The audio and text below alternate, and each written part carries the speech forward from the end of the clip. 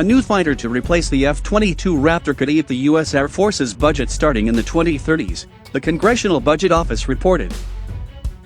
The Air Force on average spent $12 billion per year, in current dollars, on new aircraft between 1980 and 2018.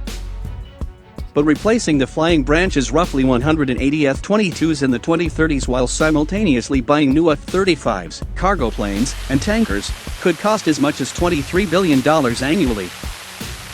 The CBO concluded in a December 2018 report. Annual spending on new planes could increase even more if the Air Force follows through on a 2018 plan to grow the number of squadrons from 312 to 386. The Air Force is too small for what the nation is asking us to do, Heather Wilson, the service's civilian leader, said in September 2018.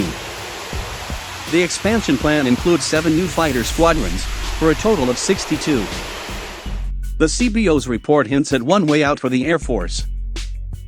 The service could replace F-22s with additional F-35s for less money than it would take to develop a new fighter. The Air Force's budgetary problem has been a long time coming.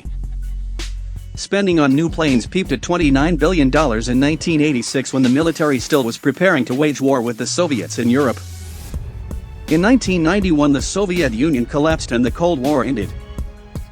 U.S. military budgets precipitously declined. By 1995 the Air Force was spending just $5 billion a year acquiring aircraft. Budgets increased after that, although modestly. The Air Force's average annual spending on new planes averaged $9 billion between 2010 and 2017, the CBO found. The 1980s spending spree created a bow wave in the Air Force's inventory.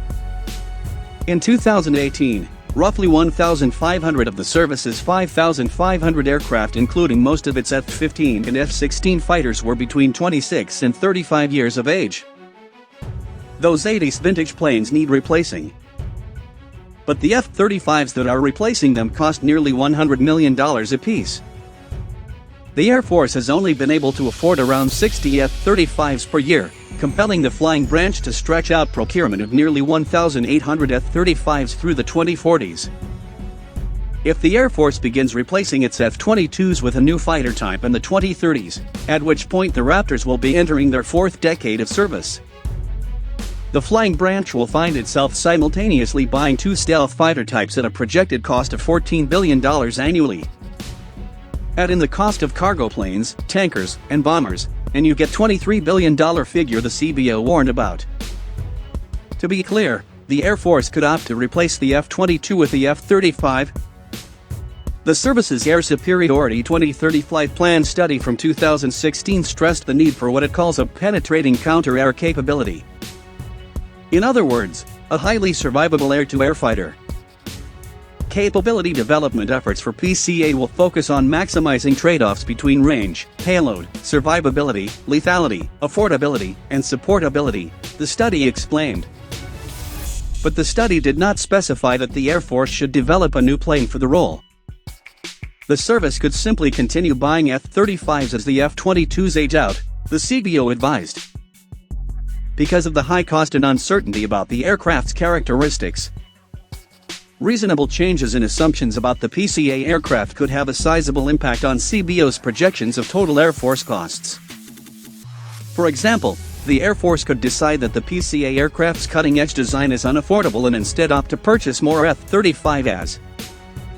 Because the F-35A's estimated average procurement unit cost is $94 million, compared with about $300 million for the PCA aircraft, the peak for new aircraft procurement in 2033 without the PCA aircraft would be $20 billion rather than $26 billion.